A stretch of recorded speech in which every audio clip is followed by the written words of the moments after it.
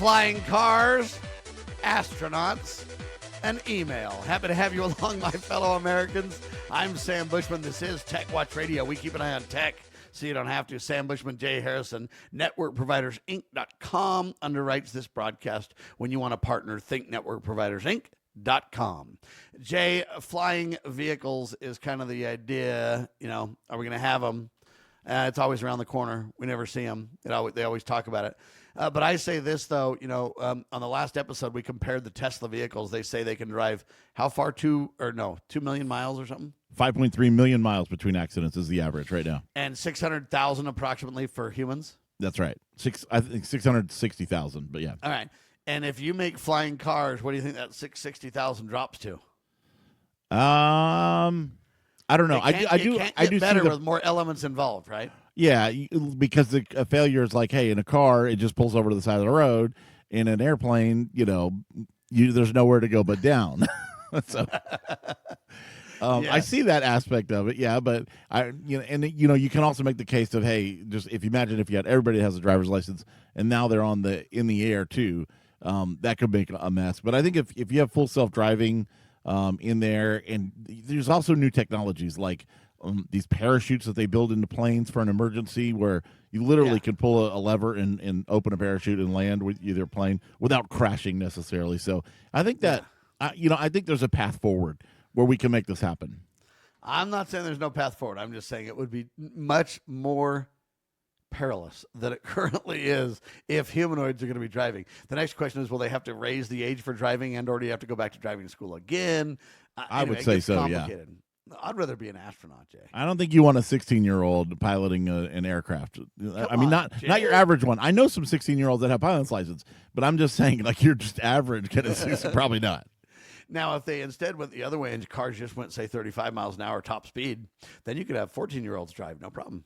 And in some cities, they're doing that with electrified stuff, and in certain zones, like basically Florida. Like a golf cart. Yeah, there's the villages in golf cart, or in Florida. Absolutely, they have places like that. I'd rather be an astronaut, though, and do some serious flying, Jay. Or you can do tech support for the astronauts, Sam. Well, you might have to. I guess there's a story now about the astronauts have email trouble, Jay. Yeah, they had an Outlook problem, and you got the guy saying, hey, I've got 2 copies of Outlook, and neither one of them are working. And yeah, that's Bill Gates. What? Classic Bill Gates? Is that what you're saying? Yeah, I don't know that Bill Gates is involved on the day-to-day on that anymore, but yeah. No, but you blame it on Bill anyway. Right, well, absolutely. When things go good, Bill doesn't get credit, Jay. But when things go wrong, you got to blame He's in the Bill, hot seat. right? I'm just saying it's kind of interesting, and it's really frustrating to me that you would have email problems this often. We covered a few weeks ago on the show how I've got email problems, and I had to abandon Outlook literally entirely because it just puked on all my stuff, and then I had to this and that. And it's just been difficult as all get out. You're like an astronaut, Sam. Yeah, I'm better than an astronaut, man. I can have. You're in the same class. I can have problems without even leaving the Earth. Jay. Right, absolutely. All right, do we get a video for this thing though? It's kind of interesting. I don't, but Zach might. I'm not sure. All right. Well, I don't. All right. Well, we'll skip that. Anyway, kind of interesting stuff, though. They had a big old problem. The astronauts communicating with Earth, and they're like, hey, got problems with my email. Can I get some tech support, please? Yeah. And there's a great piece. If you look we're going to remotely log on and fix your Outlook. Did they ever come back and say they fixed it, Jay?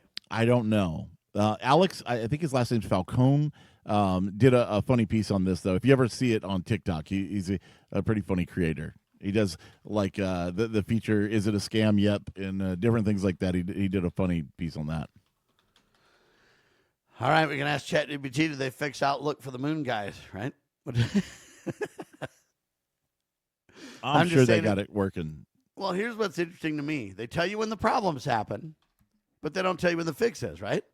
Yeah. All right. It says, yes, they did fix the Outlook issue for the. I knew they'd do it. There's a good team. There's a little bit of money behind them. They should be able to get that fixed. The Artemis 2 people. It's all fixed. Yeah. The short version. Commander, I guess this guy's name is Lee Wiseman or whatever. Or Reed Wiseman. Said, hey, it's now happening. So Very good. We can rest assured. Email still works in space. They say may the even good have news better is- connectivity than you. The good news is it wasn't even a space problem. Yeah. That's good. Those guys are due home, I think, today, right? Tonight, as of when we're or- recording this. Yeah. Yeah. They say that it's supposed to be at 8:30 p.m. or something like that. They'll splash down in the water. But they say this thing's going to roll in at 25,000 miles per hour, Jay. You need some good brakes on that. Yeah. I'm glad somebody knows how to fly that thing because I don't want amateurs flying it. No. 25,000 miles per hour. You know? There's no 16-year-olds piloting that capsule. Oh, that's good. Because I was getting worried about that. Do you think what we're hearing is all true about how the communication works on all that and stuff? They say there's two channels. There's the narrowband channel that's audio, that's very slim and compressed and simple because they want it to be real time and always work. Then they say there's kind of the backup channel, which is video and audio and all that kind of stuff that kind of sends as it can. Like, for example, when it goes to the other side of the moon, it's behind everything. It can't transmit because it's blocked, right? Yeah, it's a laser-based system, from my understanding. So it's line of sight. You got to have line of sight on the capsule. And when they get out of sight or around the curvature or different things like that, you can't see. But yeah, I mean, laser is going to be as fast as you can get. It's going to be the speed of light. So that's pretty cool. I think it's cool tech. They still say that takes a couple of seconds to get a round trip discussion, though. That's why it's a little bit awkward to talk. Yeah, I'm sure. Yeah. All right. Anyway, I just found that kind of fascinating and kind of an interesting thing. All right. Hidden AI cost explosions, Jay. Yep. The cost for Claude's new limits could be hitting businesses hard. Anthropic's shift from subscription coverage to usage-based billing, this is what we were talking about in a previous episode, for OpenClaw may sharply rise as costs for heavy AI users and businesses rely on third-party tools. Like I said, I did some testing one day and it was $6. And I was like, whoa, $6 for... Yeah, I mean, I'm literally talking maybe a dozen interactions of text only. Yeah, you and got to was pay like, for the data wow. center, Jay. Those data centers aren't cheap, Sam. They're not cheap. Well, and let me explain this so people kind of understand, because this gets complicated, I think, and I don't think most people really understand this. Okay, there's a lot of different capabilities with AI. And what I mean by capabilities is there's different layers, and the different layers behave differently. And so if you think, oh, I know AI because I use ChatGPT. No, you don't. Okay. There's the ChatGPT that's the normal prompt you get for $20 or whatever it is, or for free, and you just have a prompt and you just ask stuff and you get stuff back, and it's on the web or on your phone or voice or whatever, okay?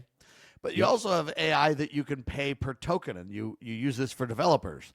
And when it connects to AI, third-party applications and everything, then it charges just not a standard fee like a user. It charges, based on the number of tokens you use. And so there's not a static number of pricing per month. It's how much usage. It's all based on usage. Well, anyway, I digress, except to say when you go beyond AI, what I mean by that is you go from AI, which is kind of question and answer and thought, they're thinking together, and you start to take action. So bots are going to take actions. I'm going to call that automation. So when you go from AI to automation and do things, now you're talking about big money, because now I'm not only asking bots questions and getting answers, but I'm having bots take action and do things. Yeah, and it's got to look around and point your cursor or, call other things, and there's a lot to connect do. to this, more than just upload spewing that, back some text. Yeah. Yeah, and input that, configure that, organize that, reformat this, do all whatever tasks need to be done for these different things. And so there's a term called an MCP server. I don't want to make it super complicated, but the bottom line is these are these new servers out there now that companies can use, and you can talk to them, and you can get all kinds of information from them. And you're going to see AI turn into, instead of it being just a question and answer thing, you're going to turn into it to be, hey, we're going to take actions. We're going to have these bots do things for me. So let me give you a quick example to make the point. There's what's called Shopify. Shopify is a e-commerce website company. At least that's what it used to be. It's evolving big time, by the way. But this e-commerce company is creating what's called Agentic Storefronts. Agentic means it's an agent-based storefront. Right. What do I mean by that? Well, ChatGPT has worked out a way, and Claude and some of these other companies have worked out a way to connect to Shopify's MCP server. And so now Shopify can make your products from your store appear in ChatGPT results. So I've got a company called PrepStartsNow.com, for instance, okay? And it's a company that does preparedness products. If you're interested in that, check it out. But anyway, and so let's say that I'm looking for a water purification system. And I type into ChatGPT, well, I need water purification, and then it asks me a couple of questions. And then let's say that it pops up something from Prep Starts Now. Well, in the past, AI would just give you a link, and then you'd click on it, and then you'd go to my website, and then you'd add it to the cart and follow the process. With Agentic Storefronts from Shopify, you'll just simply be able to buy it right there in your ChatGPT session. You don't need to go anywhere or do anything else. Just boom. Yeah, but is it going to be pay for play? Like, how do I get ChatGPT to recommend my stuff? Or is that going to be totally organic? Well, they claim that it's organic. I think that's temporary. So you eventually have organic, and then you'll have recommended, kind of like Google does. Or different companies are debating how it's going to be. Your point's well taken. For right now, though, it's being pitched by Shopify as free. Yeah, I bet that's how it'll start. All right, we got one more segment, right? Yes, sir. All right, that's good news because we got more to talk about. I want to talk about hurricanes, too, because the hurricane season's coming up. Hey, we keep an eye on tech so you don't have to. This is TechWatch.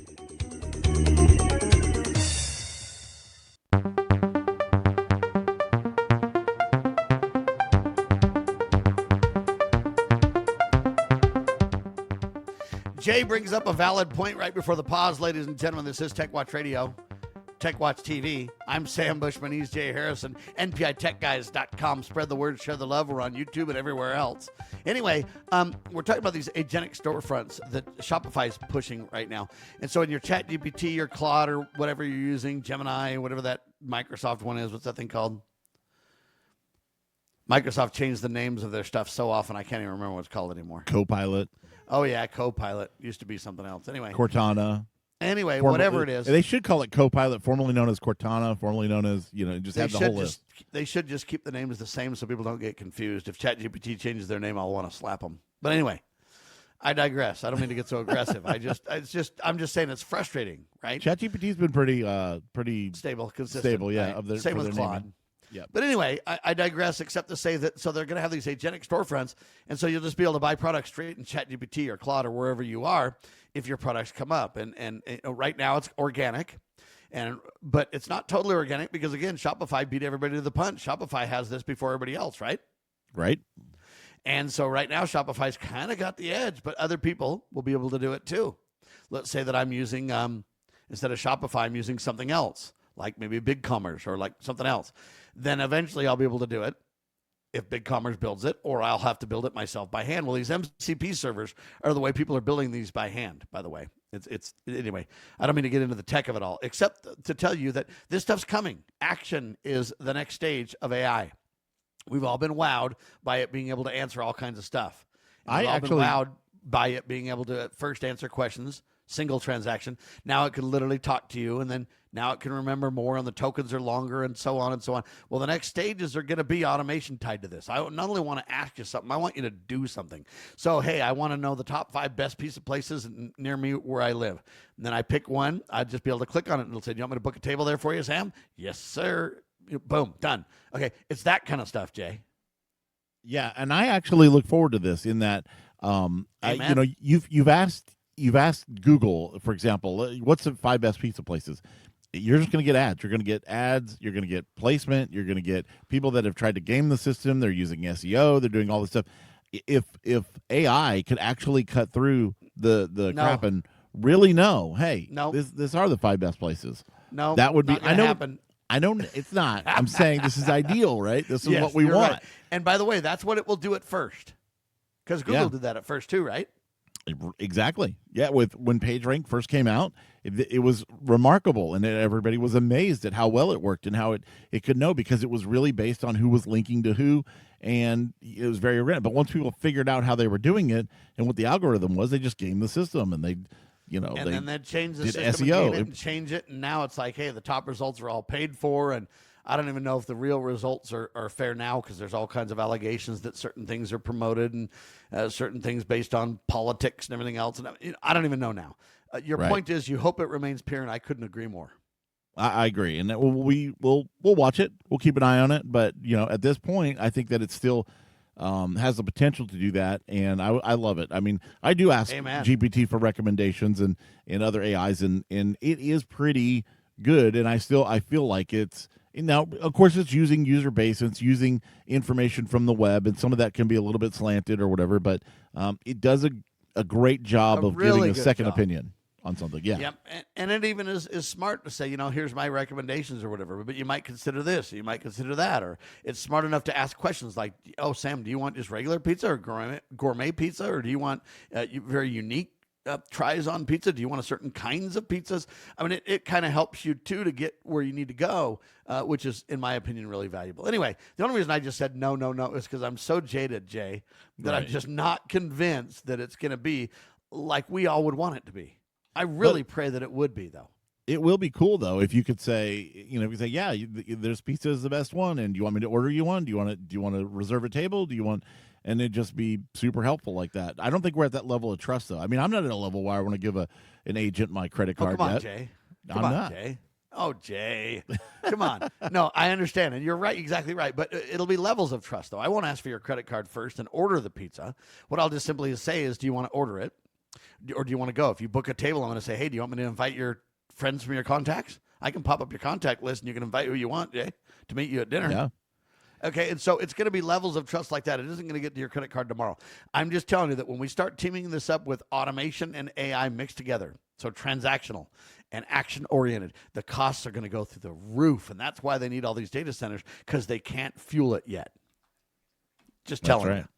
Now, if we could harness a hurricane, we could probably fuel that dude, Jay. Well, the National Hurricane Center has unveiled upgraded forecasting for the coming up season. They say that they've introduced a new graphic model. It's set to debut this Atlantic storm season starting June 1st. The refined graphic aims to better convey wind risks and communicate storm hazards. An experimental version with higher accuracy in forecasting will also be launched. And I'm sure this is also AI-driven and with better models and better data aggregation and everything else. It's nice to see them also upgrading, and hopefully it will save lives. I think it's way sweet, and I think it's going to really be helpful. It's a lot more, I don't know what you want to call it, information-oriented, Jay? Is that the best way to describe it? Yeah, people see the cones, and they think that sometimes that's where the wind is going to affect, that's not the drift in the center of the eye. And so I think they're trying to come up with better ways to communicate the danger in the actual, where heavy winds can be, because I think sometimes people see that cone, which narrows, in the beginning because it widens as it goes out in time. And they think, especially if it's hitting, it's this narrow, like, if you know exactly where this is going to come on shore based on weather data, and you're like, hey, this is going to hit at Panama City. And so the cone will be very narrow, and somebody in, say, Mexico City, which is almost next door, might be like, well, it's not going to really be affected because I looked at this cone and it looks like, so this is going to be better, showing kind of where the wind damage areas are and let people know. They're doing that already. This reminds me of? This reminds me of this movie. I don't know if you've ever seen it. It's a must-see movie. It's out now in theaters. It's called A Great Awakening, and I'm calling it Faith, Fire, and the Spirit of Liberty That Built America. But anyway, the reason I mention this is because in that movie, Benjamin Franklin is a scientist, and he's just running around chasing lightning, trying to capture lightning and stuff like that, so that he can I have not seen deal that. with electricity, and it's way cool. But anyway, the reason I'm bringing it up, yes, sir. Awesome. It's great. Anyway, the reason I'm bringing it up, though, is because that excitement about capturing lightning is kind of the excitement that these weather people have about creating, one, tracking, but two, hopefully, if you could harness some of the power of those storms, just imagine the energy you could store, Jay. Yeah, that would be incredible. Usually, anything that would do that, wind turbines and stuff like that, they shut it off because there's just too much power. There's too much. Oh, yeah. You just can't deal with it. Yeah. But anyway, so there you have it. I hope they get, power centers in space like Elon Musk wants. I hope we can get power centers to fuel all this and everything else. It's pretty cool what they're doing, and I applaud them, especially if we can save lives in the weather centers, Jay. That's that, always to me, is the big deal, right? Yeah, that's the goal. And that's the goal, and the goal is for people to kind of know what's coming and have a better handle on if it'll affect them, and if so, how bad and how much kind of I don't know what you want to call it, heads up for it. I got to go to this story, Jay. Ready or not, Microsoft to endorse Windows 11 upgrade with no opt-out. What Yep, the heck? they sell the automatically update everybody to Windows, whether you have Home or Pro, to the new 25H2 starting October the 13th when support for 10 and all that ends. This, quote, compulsory uses machine learning, no opt-outs. And, Jay, I think this is just disaster. I don't think this is going to happen. Somebody's going to come up with something. I pray you're right. Steve Gibson's going to have a Never 10. He wrote Never 10. He's going to come out with a Never 11, or something like that's going to happen. It's going to be Never 11. Exactly. I can't imagine this because I'll tell you, like for my two main machines, I'm still running Windows 10. I'm not upgraded to Windows 11. I don't want to be upgraded. Some they can, but I've just opted out. Jay. Well, apparently, come October 13th, I'm going to be forced to 11. I don't know. We'll see. I may be wrong, though. Look, you build a better mousetrap, buddy, and we'll go to it. Okay, don't rely on force. Rely on we built something so good that Jay wants to upgrade. Yeah, and I will say that most machines that I administer, which is hundreds of machines, literally, I have upgraded all of them to 11. I am using 10 just because there's some certain things about 11 that I still don't like, that I'm not ready for. I've got software that may or may not be compatible with it. There's things like that. And that's why for just my own main machine, I have 10. I don't recommend other people do that. I say you should go to 11 as well, especially buying a new PC or something. But we'll keep an eye on this. Hopefully somebody will come to their senses before this happens. Hopefully I'll update my PCs before then, and I'll have to be on 11 because. Well, I hope they don't force people. Even so, though, this strategy has got to go. I think that they will. I'm surprised, though. I pray. All right, tell everybody about the Raspberry Pi cost, Jay. This is crazy. The Raspberry Pi is going to be a $100 price increase amid global RAM shortages. The Raspberry Pi price has risen to $220 due to a RAM shortage driven by AI demand, according to PC World. The CEO says that this is Eben Upton, calls the hike temporary and to introduce more affordable Pi 4 models for $83.75 as a cost-cutting alternative. But I'll tell you this, right? In what we're doing, we can buy these really small computers. These are almost smaller than a Raspberry Pi, a little taller, but definitely smaller than the board size of a Raspberry Pi. Yes, sir. And they're running in like 250 kind of thing. They're running N100 processors, and these things are faster by far than a Raspberry Pi. They're more capable because they're running full Windows 11. And so if Raspberry Pi gets to $220, I don't think that they're going to be competitive really at that range. They're not at all, and that's kind of the point. The only thing is they've got a lot built out on them, and people are dependent on them. So we'll see where this goes. But we just wanted to let you know, if you need pies, want pies, whatever else, go buy a piece of pie instead because it'll be way cheaper. All right, thanks for being alongside for the ride. We keep an eye on tech so you don't have to. NetworkProvidersInc.com, NPITechGuys.com. I'm Sam. He's Jay. Thanks for watching and listening.